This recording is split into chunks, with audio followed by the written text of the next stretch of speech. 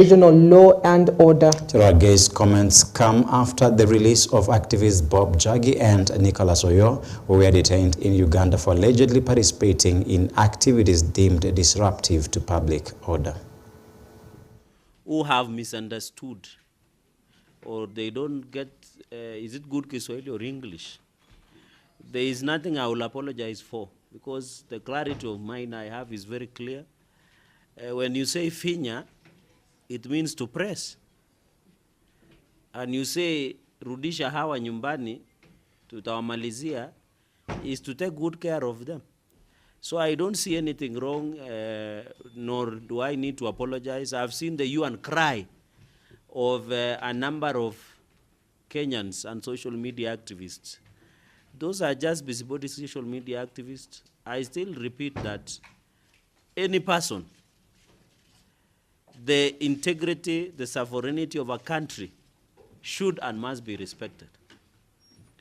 Any busybodies, activists who go to other countries to cause problems should be dealt in those countries through the legal procedures and law that are there within those jurisdictions.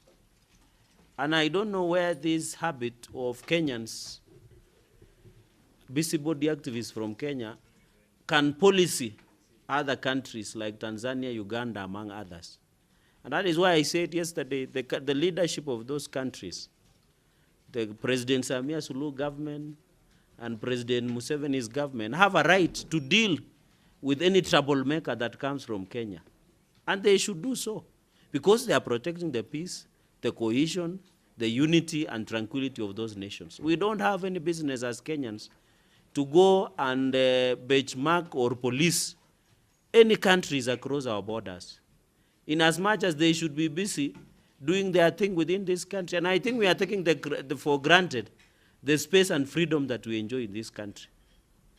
And I heard one of the abductees that was released from Uganda that he will live to appreciate some of these things.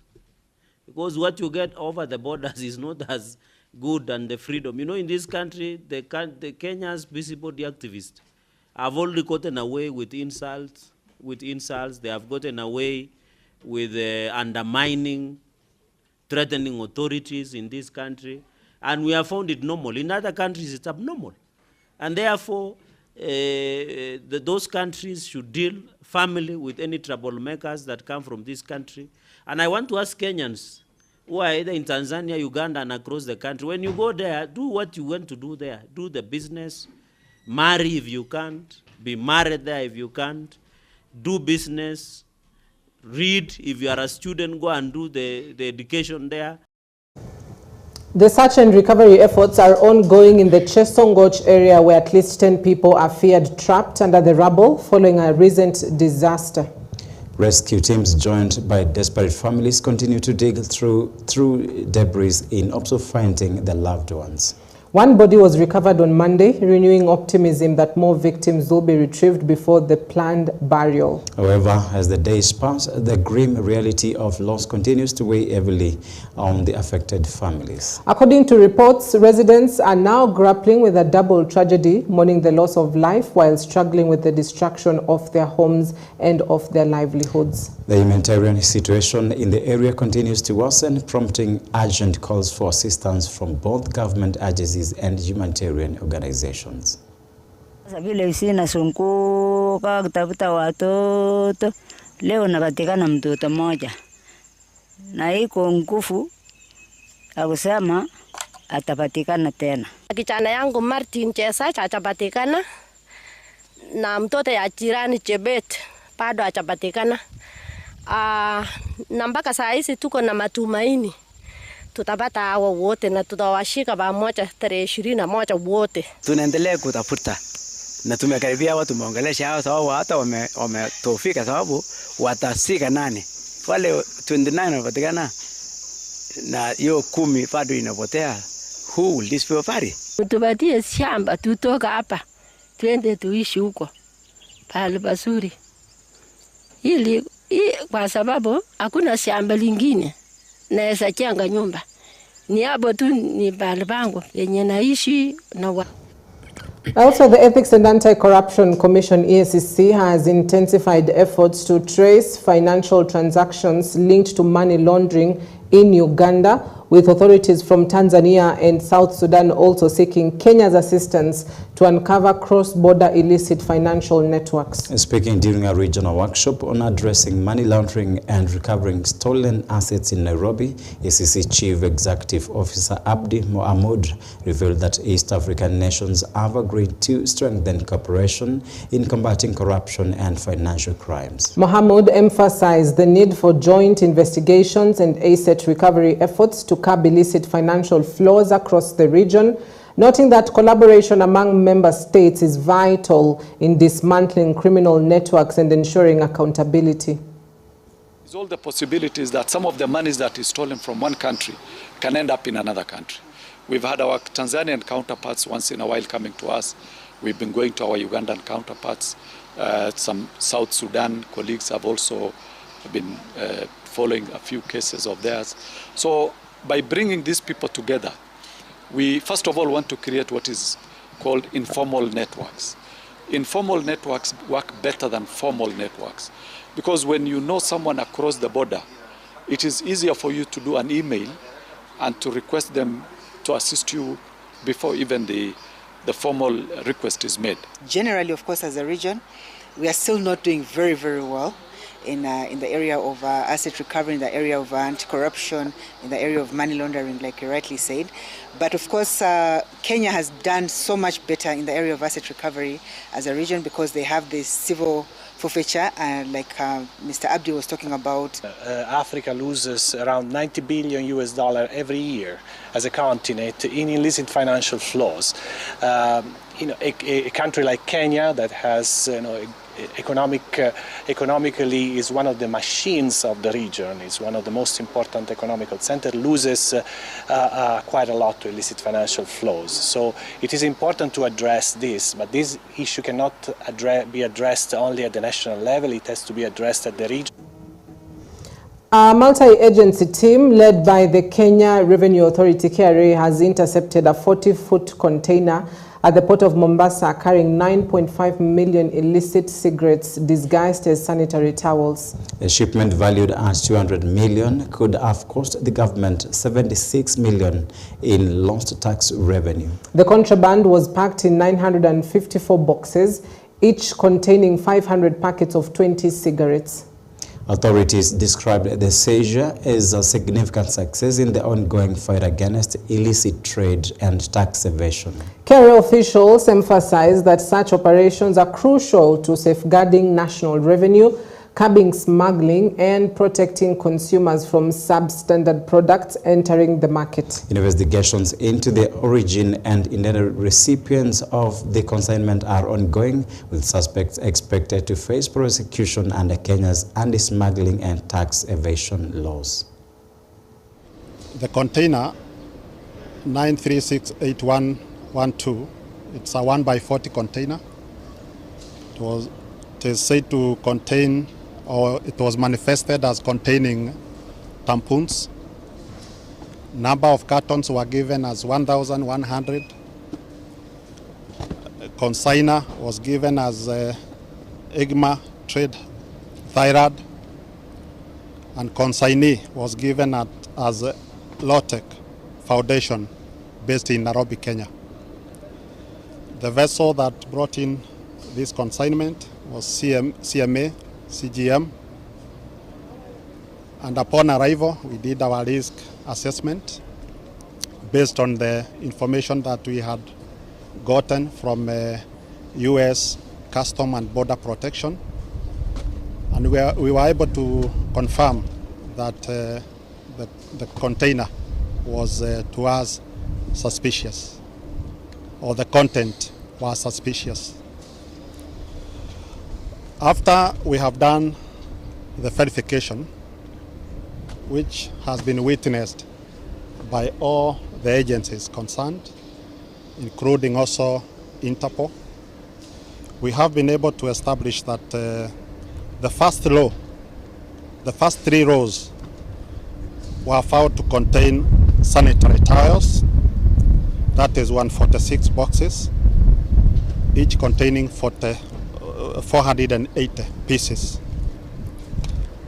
Then the other content, which is a huge consignment, consists of supermarket cigarettes marked for export and made in Uganda. Each packet has 500 of 20 pieces. So in total, one package has 1,000 sticks, 10,000 sticks. What we have intercepted here demonstrate the true meaning of international coordination and information sharing. This collaboration approach has proven essential in disrupting a flow of smuggled cigarettes and many other products. As recently you saw, there was a consignment of drugs that were intercepted in the high seas, and it is all about information sharing. Former Kiambu County Governor Ferdinand Waititu continues to face legal challenges as the hearing for his 2024 criminal case has been postponed to next week. Waititu, currently serving a sentence for corruption-related offences at Committee Maximum Prison, was charged over remarks he allegedly made on September 29, 2024 at Ruiru Stadium in Kiambu County. According to the charge sheet dated October 1, 2024, the statements directed at groups including hustlers, market vendors, border operators, clergy and teachers were intended to provoke a breach of peace and suggested violent outcomes against political figures. In his speech, Waititu appeared to condemn President William Ruto over the impeachment motion against former Deputy President Rigathi Gachagua, stating if Gachagua goes home, Ruto will also go home. The alleged conduct is said to contravene Section 94(1) of the Penal Code, which prohibits offensive conduct likely to incite public unrest. Prosecutors argue that Waititu made the statements publicly with the aim of creating tension among the audience. While the former governor has already been formally charged, the court has now deferred the hearing to next week as the Office of the Director of Public Prosecutions, or DPP, continues to pursue the case.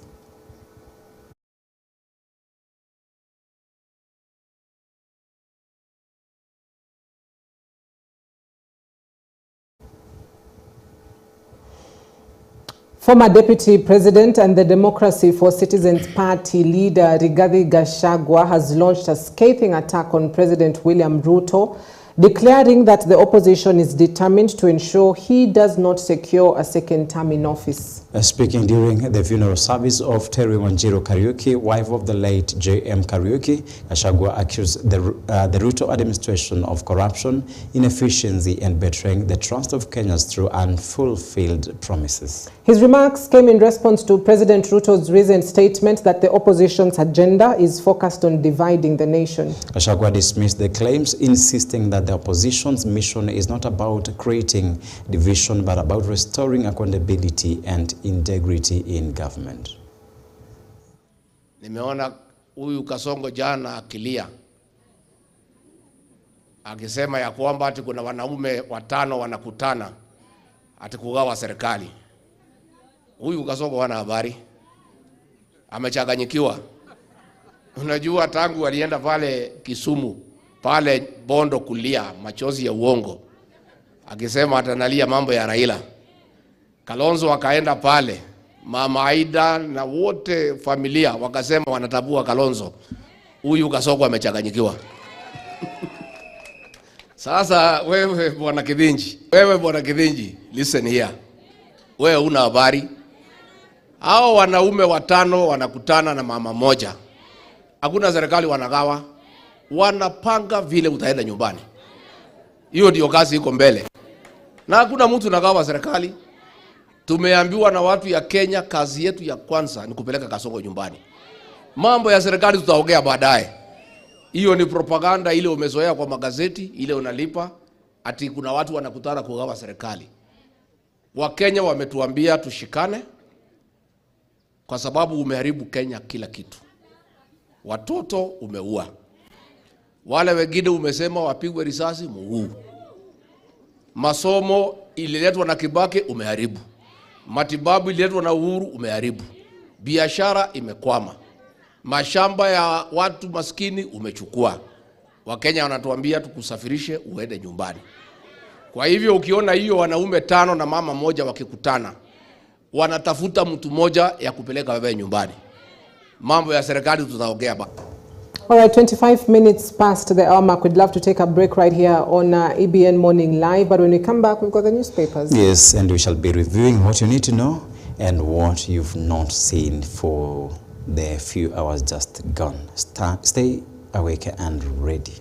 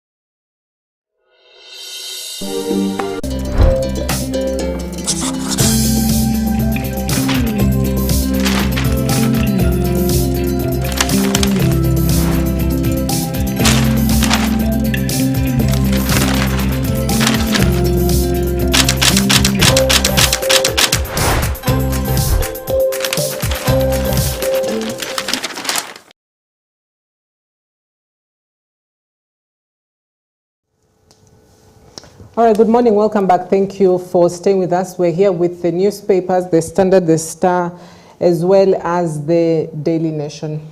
And we're starting off with the Daily Nation, and I think Daily Nation has gone over and beyond the Standard. It's eating ad. And we're looking at a place, and I think it's a very remote area in Kakamega, where Kenya is set to benefit from gold deposits. And Kenya strikes 680 billion gold. And if you can, you're able to access the Daily Nation, you can see what's on the top page. You can see the region. It's between Ikolomani North Divisional Offices. This is Kakamega County. And stretching all the way to Isulu in Bushiangala, where processing infrastructure will be set in. And mining farm projects will need to acquire over 300 acres of land in Move that will affect about 800 households. And let me read something else, and then we can just go to some small details here and there so that our people can understand what we are talking of, where we're striking a deal of 680 billion Kenyan shillings from gold deposits in Kakamega. And residents of Isulu and Bushiangala in Ikolomani, Kakamega County, are on the verge of a windfall. A British firm has refilled massive gold deposits in the area and is now seeking clearance to mine the precious metal in a venture that promises fortune for the investor, country and local communities. And we're looking at some of the facts that Shanda Gold, the mining firm, the firm that will be mining the gold from Ikoloman region, is called Shanda, is from Guernsey in British. This is ice salt. Then the second truth is that the firm will pump 27 billion into the project in Isulu and Bushiangala in Ikolomani, and sites to yield 1,285,470 ounces of gold at $4,111 US per ounce, which totals to US dollars 5.284 billion or 683 billion. The farm also has mining projects in Siaya and Figa counties.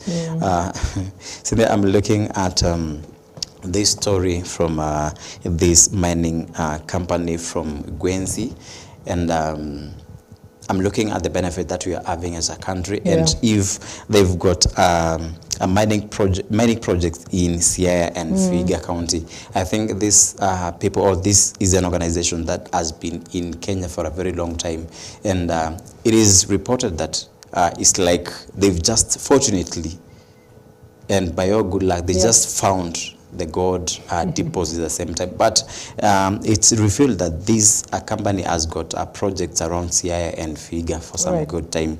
And we're looking at the figures now. Kenya, they'll be pumping 27 billion shillings into the mining projects. That is in Ikolomani. And I'm looking at the region whereby 800 households will be affected. And we're looking at a place where this country should benefit at some point. And Cynthia, I also checked at we aired oil in Turkana. I don't remember the exact place. And I've been looking and asking myself, why can't we have mechanisms or even equipment that can allow us to mine, or even if we have some deposits like the oil that we have in Turkana and these deposits that they saw in Ikolomani, Kakamega County. Don't we have the capacity and the power to mine these things for ourselves? Because if this organization be pumping 270 billion into the mining issue, don't you think if we do that, it becomes a big advantage to us now that we need to benefit as a country, because these deposits are within our region? And again, I'm looking at the issue of migrating and compensating these 800 households that will be affected, and which amount, and how do you satisfy the compensation? How do you satisfy these people after you migrate them? How do you make sure that they settle as they've been for the longest time possible, now that we're giving a British firm to come and mine the gold? Right. I mean, you've raised an important question on why Kenya can't do this for itself. And this is an interesting question that I'd really love to hear from the minister, the Cabinet Secretary for Mining, that is Ali Hassan Joho. But could be also partly have been caused by the financial situation we are in as a country at the moment. It's a question of, can we find 27 billion shillings just for the start, or for the setup of this facility? And, you know, you're thinking 27 billion shillings, Kenya is a rich country, we've got the money. But if you really dip it, there's a reason why lecturers are on strike, because of 7.5 billion shillings, which the government says allow us to pay you 80%. We'll complete the 20% next year. Talk about the Hustler Fund. We raised, the government raised 50 billion shillings, but they didn't get the whole 50 billion shillings back. And so there are always gaps in our... I'd say in our budget, and there is not magic number, or there is no magic number that 27 billion shillings is just somewhere lying idle that is waiting for us to start this particular setup. So partly could be because of the finances, but also let's talk about what this could really mean for us as a country, where you're having a British firm who we can call an investor at this point, that decides to come in, realizes potential in terms of gold mining or gold, you know, deposits, that's the right term, gold deposits in this particular country. And so how do we safeguard our own interests as Kenya, that as much as we allow this British firm to come in, do the whole hard work by themselves, or the whole difficult work, and how do we benefit as well? How do we protect our interest as Kenya, because it is happening in Kenya?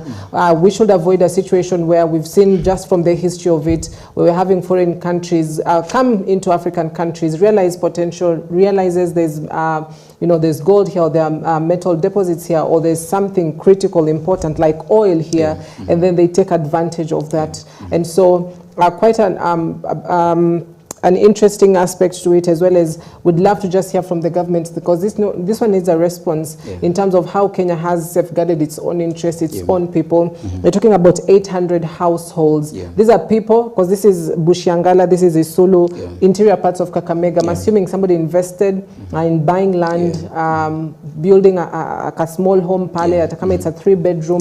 Talk about maybe they farm for a living. And so if you're going to take it away from them, you need to guarantee compensation and you need to guarantee resettlement. That means there needs to be a land ready somewhere where these people will be given this land, and the process has to be streamlined so that we don't have cases where you had allocated this for 800 households and then you're finding 900 households there trying to get the same land. So it's a very complicated, complex, not complicated, but complex process to which really needs a lot of policy making, public participation as well. Do the people there actually want to move, or you're going to move them by force, and then you're going to get into court battles where people say, no, this is my land, I have not been resettled. So it's quite a complex process. The investment, one may argue, is good for Kenya. 680 billion shillings, that's no small feat.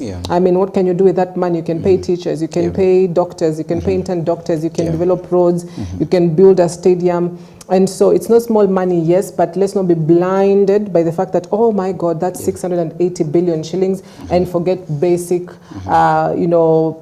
processes to which we can implement this. Yeah, and I'm looking at some other implications after the mining is done, and I'm looking at the company looking for NEMA to allow them, or even to allow them to do the mining, or even to give them the necessary approvals to make sure that they can start with the mining activities. And now I'm looking at the issue of geology, there where just around Nandi region, we saw landslides taking place after heavy rains. And I'm looking at the final results and the resultant factor whereby the mining is done.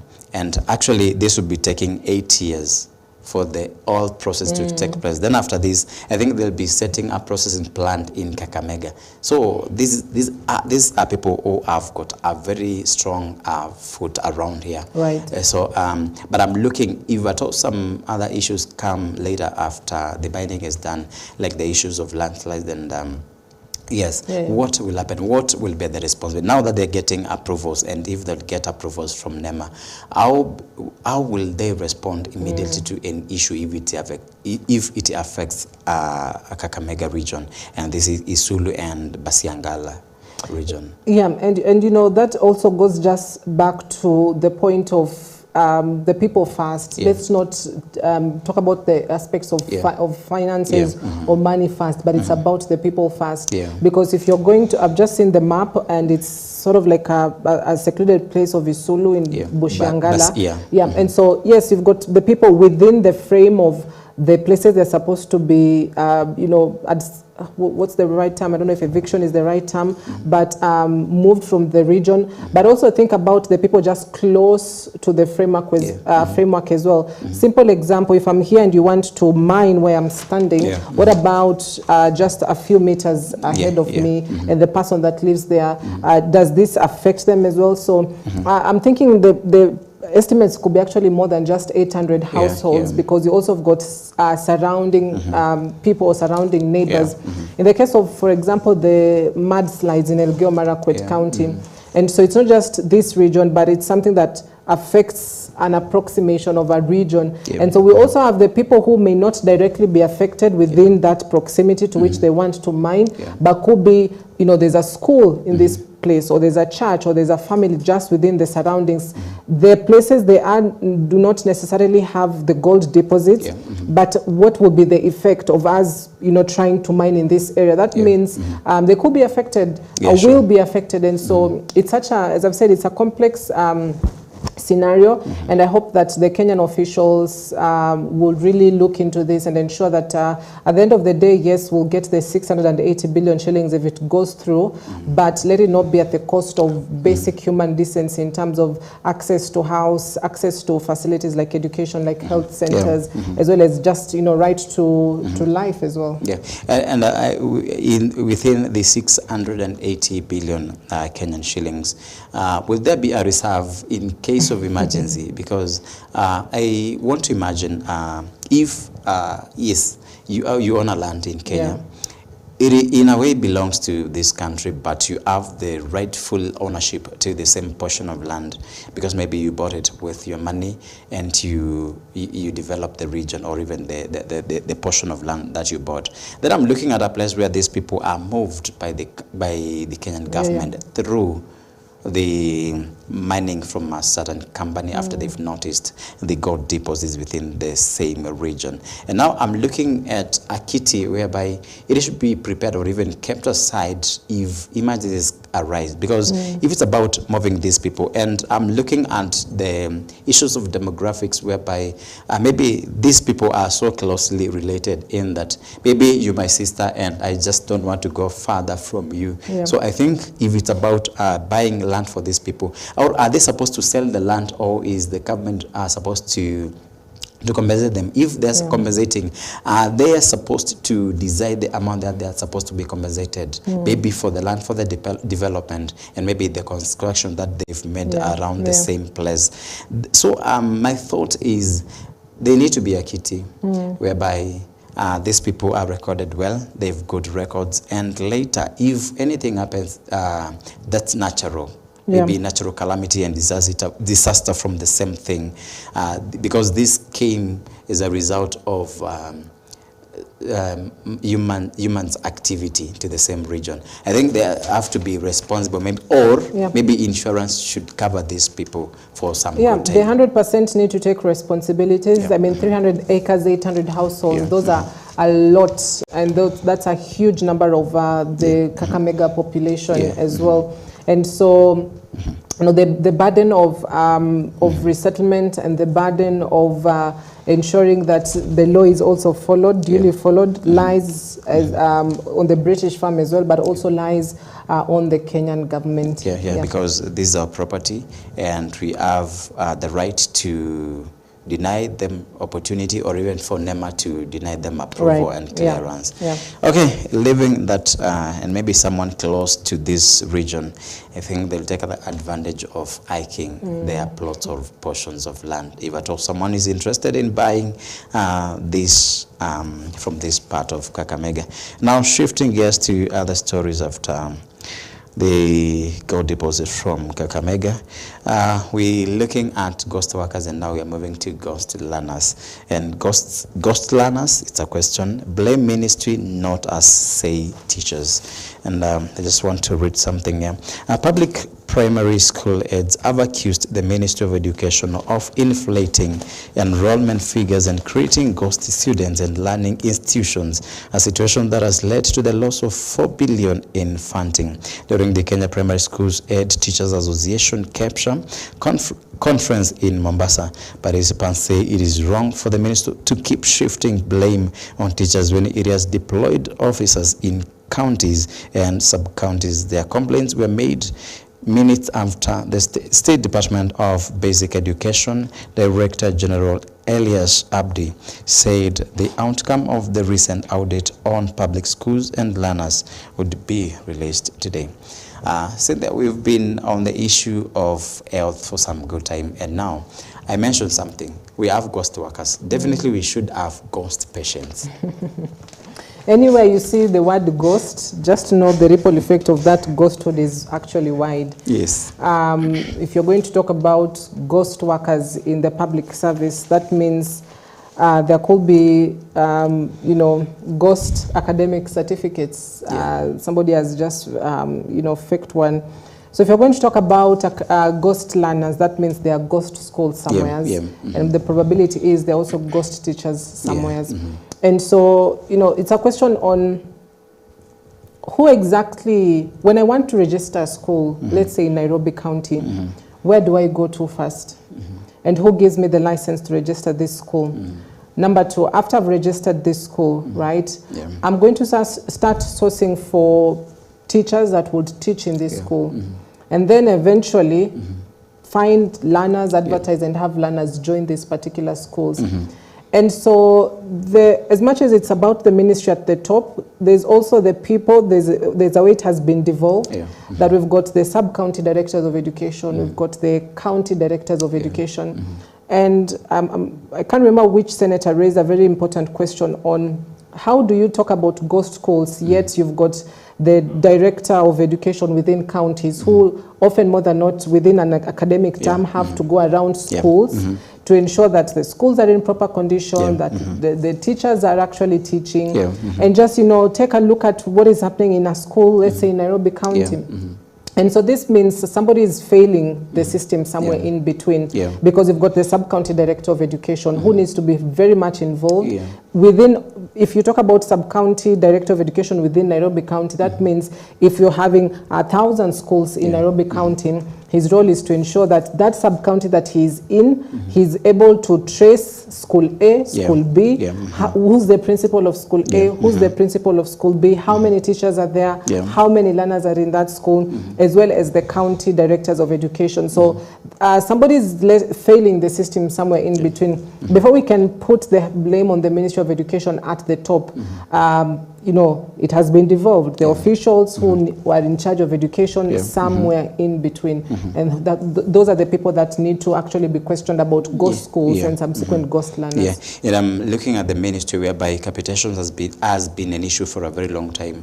And I normally say if it's about graft and bribe, I think a lot of people and many people will be benefiting from the same. And that's they have to go ways and maneuver ways to make sure that they benefit from maybe such happenings and such doings. Because I'm looking at a place where these people very well know that capitation has stalled for a very long time.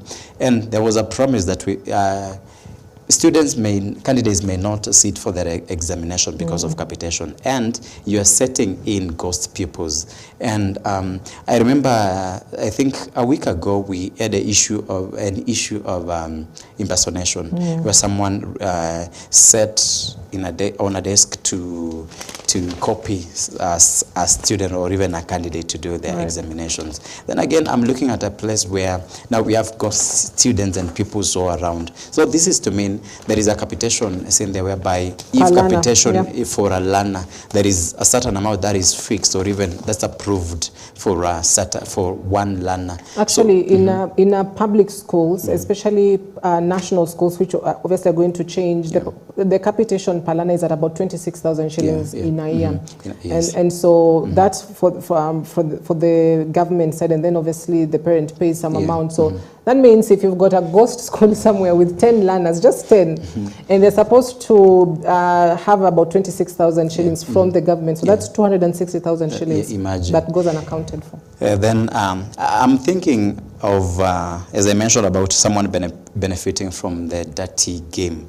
Because I don't think whether you can you maybe open a new school, you're allowed to open a new school by, you have the right, or even you are given the right approvals to make sure that you open a new school. I don't imagine, or even, I don't think of it, you trying to get ghost students or ghost people so that you can fill the school. You won't be benefiting from anything. But now us, or even this, maybe the Ministry of Education trying to post ghost students and pupils in their institutions. This to mean they're benefiting a lot from the same thing. And you mentioned about 10 ghost pupils. And I don't think 10 will be enough, Cynthia, because sometimes just take it to the place of our politicians, whereby you just fortunately clinched a seat. And what you're doing and the reports you're getting is that you may not clinch it for the next season. So what happens? You have to do another thing. You have to find means to make sure that you cover what you have to cover. If at all it's about stealing public resources, you have to do it. You have to increase your energies to make sure that you clinch it in a good time and you maybe harvest it in a good time. So with these ghost students, I think it takes a big number than 10 students. And then it goes down to the issue of fake documentations or even certificates, whereby you were in school, but you did not have any good certificates because you did not follow the right procedure when you were in school. Yeah, so I think it's a loss to this ministry and to our government, to our nation as well. And maybe I just want to mention something from the Daily Nation so that we shift to another newspaper. Inside a 558 million SHA hospital payment fraud. Yeah, tutaisema. Yes, so I think we can shift to, we go to the Standard or then to the... we'll go to the Stamp, and the top of the page headline is on Museveni threatens war with Kenya over Indian Ocean.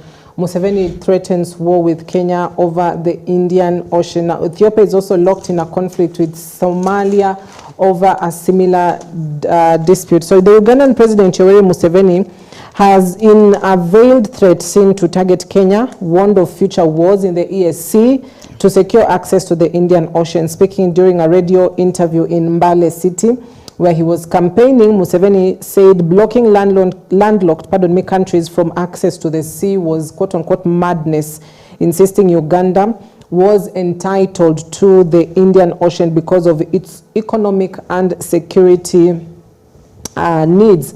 Now, this is what he said, yeah, and I'd love you to very much listen keenly to it. He said, and I quote, "Even if you want to build a navy, how can you build it when you don't have access to the sea?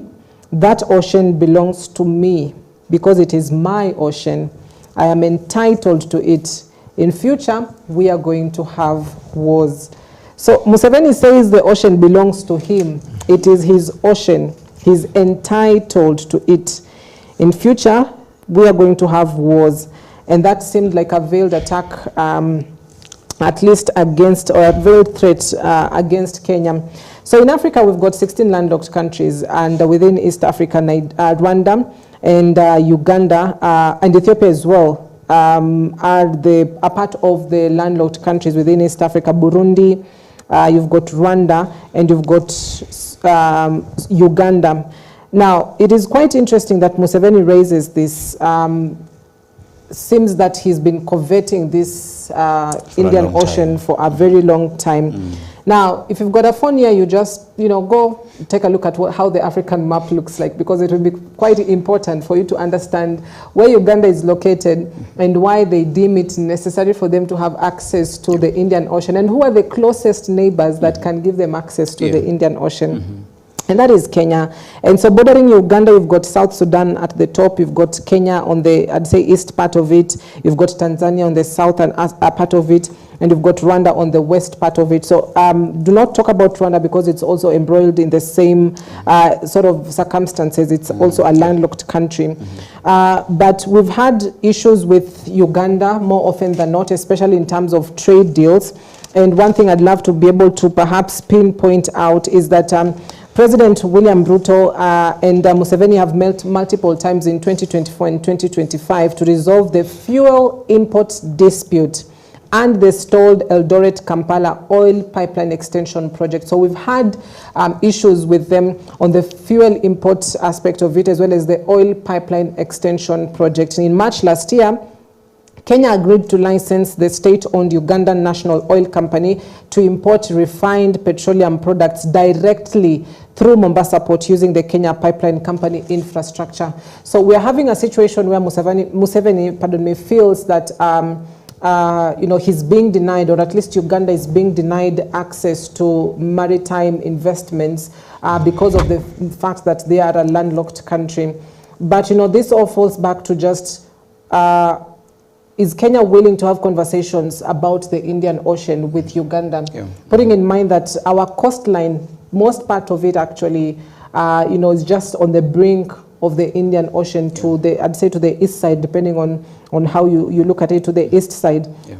And so for Museveni to come out and hint at this threat and say we are going to go to war because of this particular Indian Ocean, and he gave a very interesting example and says if there's a block, this is a story building, does the compound just belong to the people that live on the ground floor, or does the compound as well belong to the people that live, I'd say, on the third or on the fourth floor? And that's the example he gave and says, essentially the African continent or the East African region is a block, and you've got the compound, which is the Indian Ocean. And so because Kenya basically is on the ground floor, should it just be the only country that at least has access to some parts of the Indian Ocean, or can Uganda, which would say is on the first or on the second floor, as well have access to the Indian Ocean? Now, Museveni's recent remarks warning of possible future wars in the East African community over access to the Indian Ocean reflect deep-seated frustration with Kenya's control of Uganda trade routes. While couched in calls for regional integration, his tone revealed impatience and veiled threats towards Kenya. The comments underscore tension over stalled projects such as the Eldoret-Kampala oil pipeline and lingering disputes like the Migingo Island. Analysts see Museveni's rhetoric as both a campaign posturing and strategic signaling aimed at pressuring Kenya and rallying domestic support ahead of Uganda's 2026 elections. The remarks risk straining Nairobi-Kampala relations further. I mean, in recent days, Museveni seems to have picked a bond with Kenya. Talked about, arresting and detaining 2 activists in military detention. Accuses them of beginning protests in Uganda, as well as being funded, and says, I don't even remember which leaders talked to me about them. And so here now is also picking an issue as well with the Indian Ocean.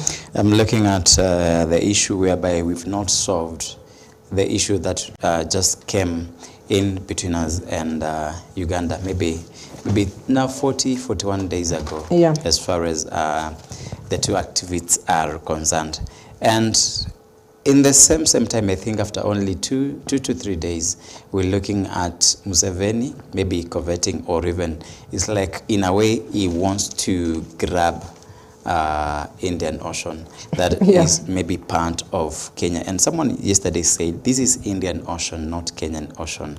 So I'm looking at whereby I remember during Tanzania's protests after the general elections, it's like Museveni's son was supporting what Suluhu was doing in Tanzania. And that is when he came to threaten people from Kenya in that if at all you just want to join what we are doing here in Kenya, and maybe the same statements we had from Cherargei. These people are talking maybe of the same thing. And today, yesterday, we can see Museveni and his son, they are threatening to cause even to break in fight in Kenya, with Kenya, maybe because of the issues of the Indian Ocean. And I'm looking at a place whereby we are all East African community. I think when it comes to, it may be a thought, because they have the same rank, or I think the presidents have the same rank.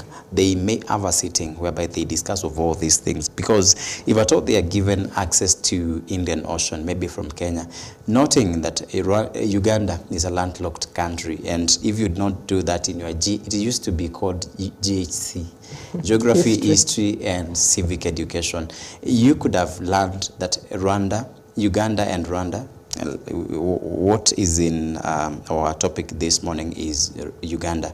You should have known that Uganda is a landlocked country, and maybe forcing themselves into having maybe part of Indian Ocean as far as maritime business and transactions are concerned.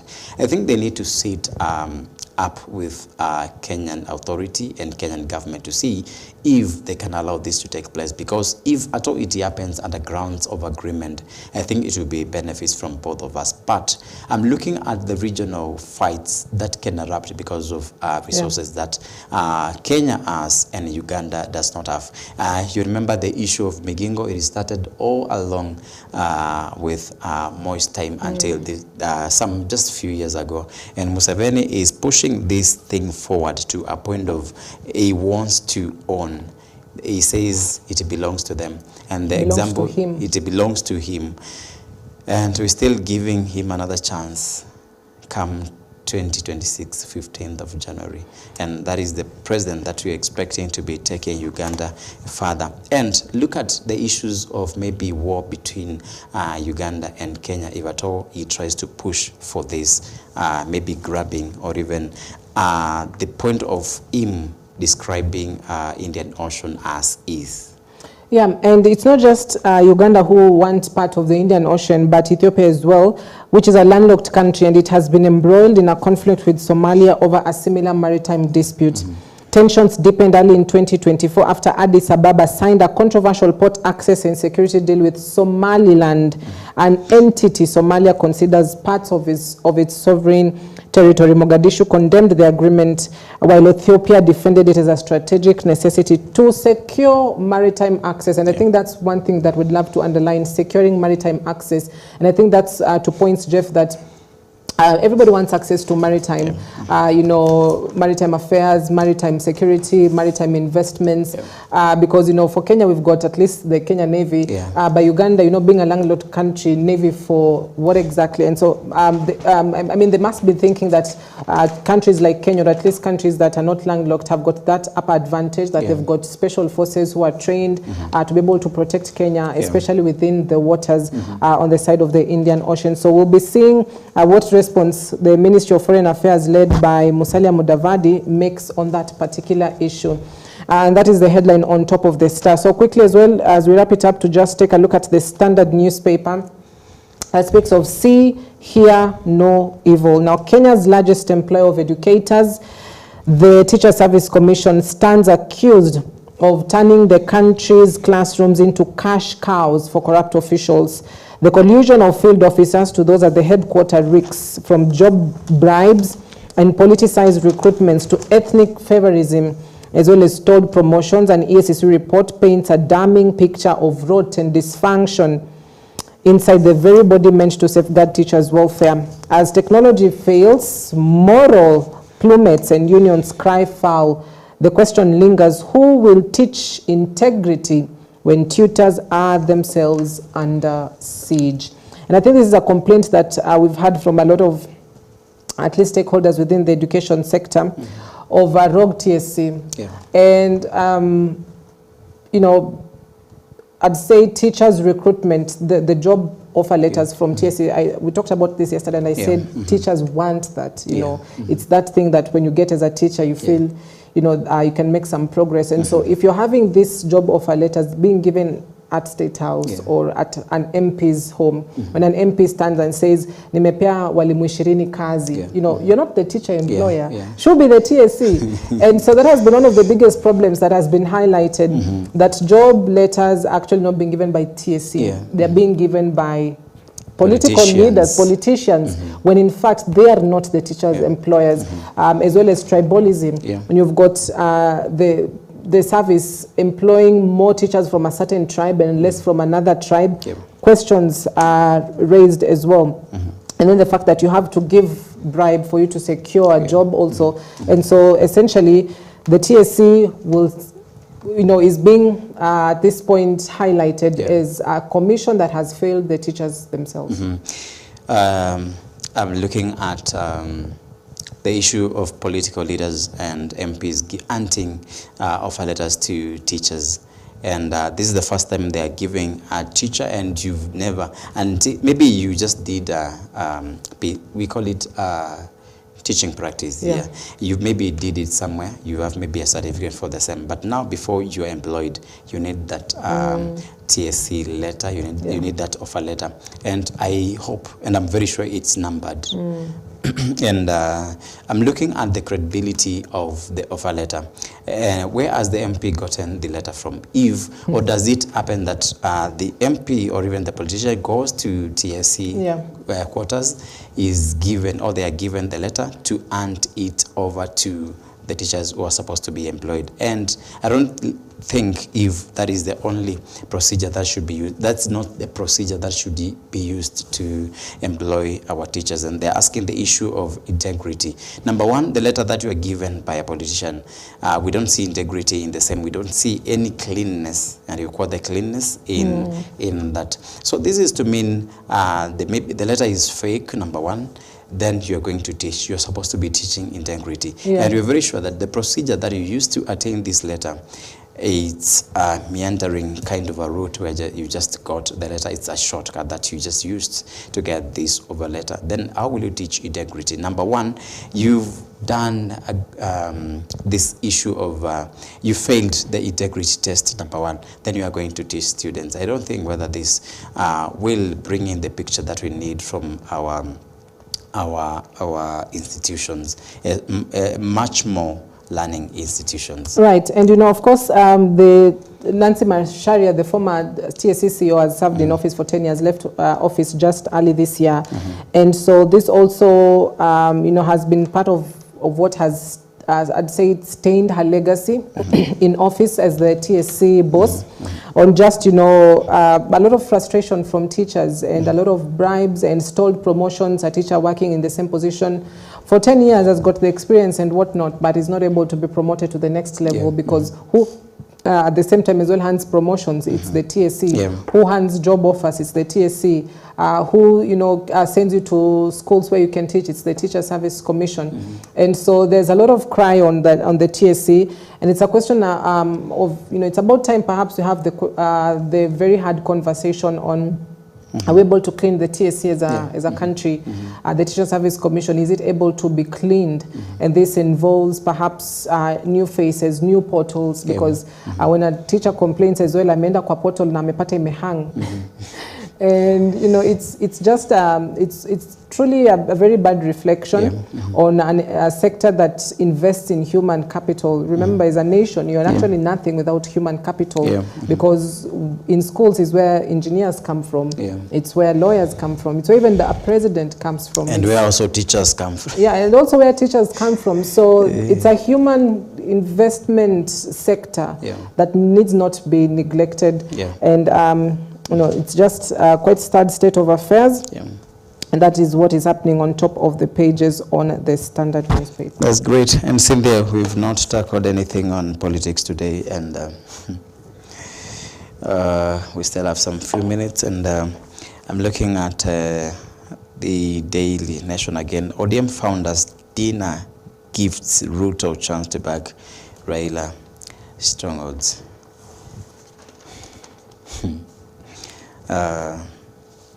We've got some stories and we've got some, I think, they're kind of narratives whereby there is a chance, there is opportunity whereby if at all Ruto will be elected for the second term in office, people are looking at a point whereby he will be elected through ODM party. And we saw, we're looking at Edwin Sifuna, who is the Secretary General of ODM party, is trying to refute, is so hard on any story that is linking UDA to ODM, and that ODM may pick Ruto as the presidential candidate come 2027. What are the implications of this, Cynthia?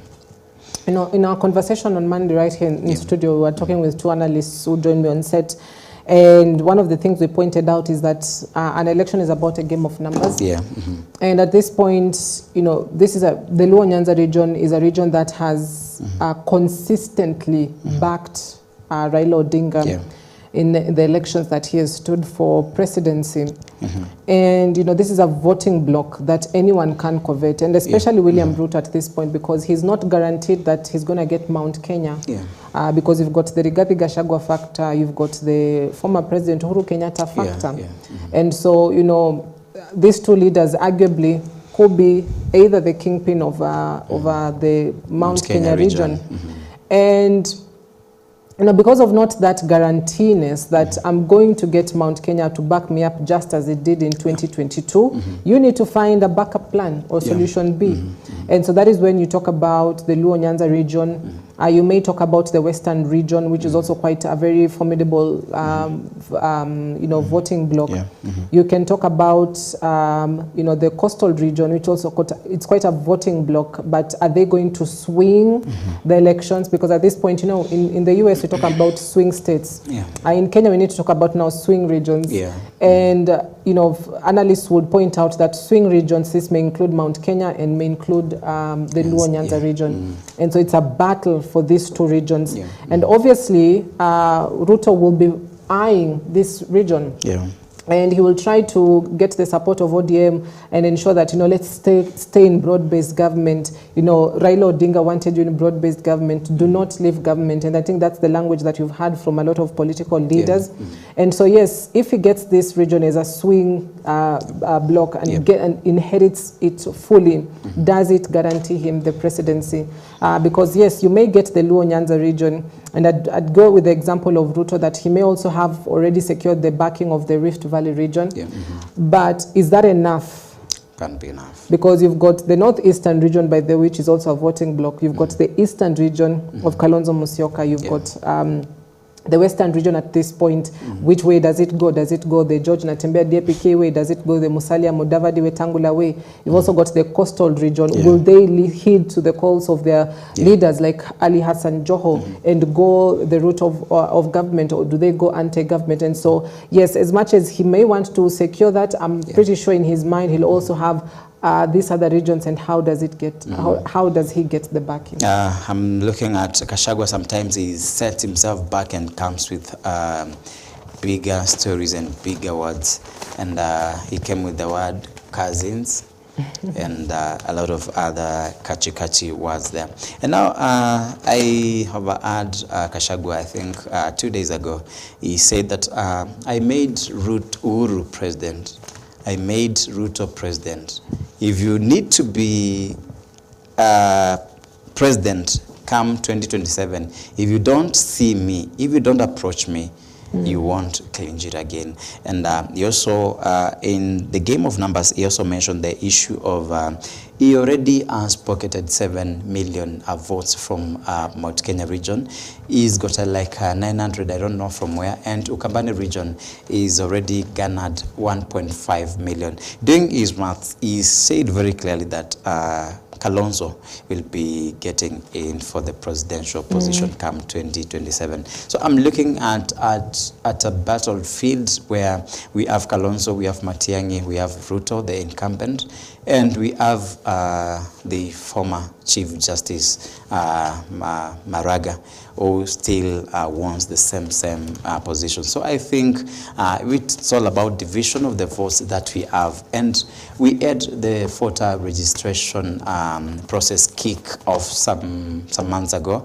And as of last week, we noted that we have only 90,000 votes only, well, voters who have already registered, and that we're looking at the number that they targeted, about 6 million. Yeah, so we're looking at the difference of the 90,000 against 6 million voter registration.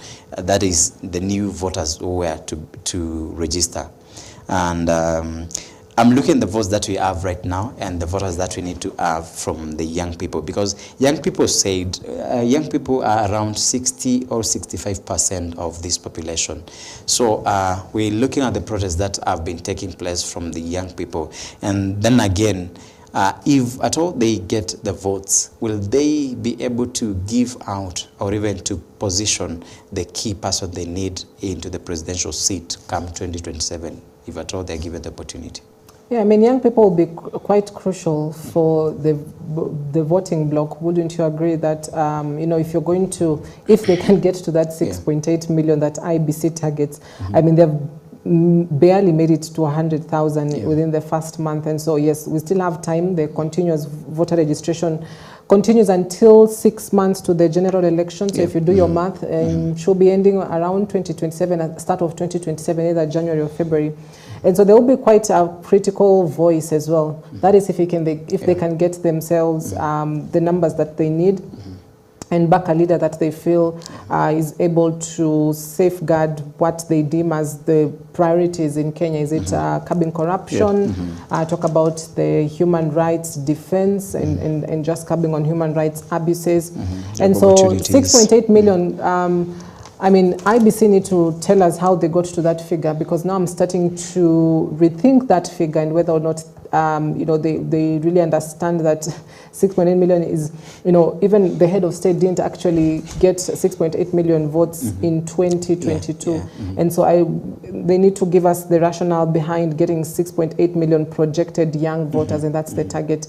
But that number, going by that list, the trend that we've seen so far within the last few weeks of registration, I don't think they're going to get to that figure. I don't see how they will get to that figure, but definitely the young people will be a crucial voice in 2027.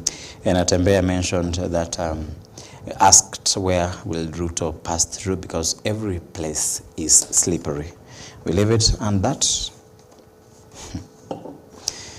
Politics, power, lust and greed, obsession are the same statement.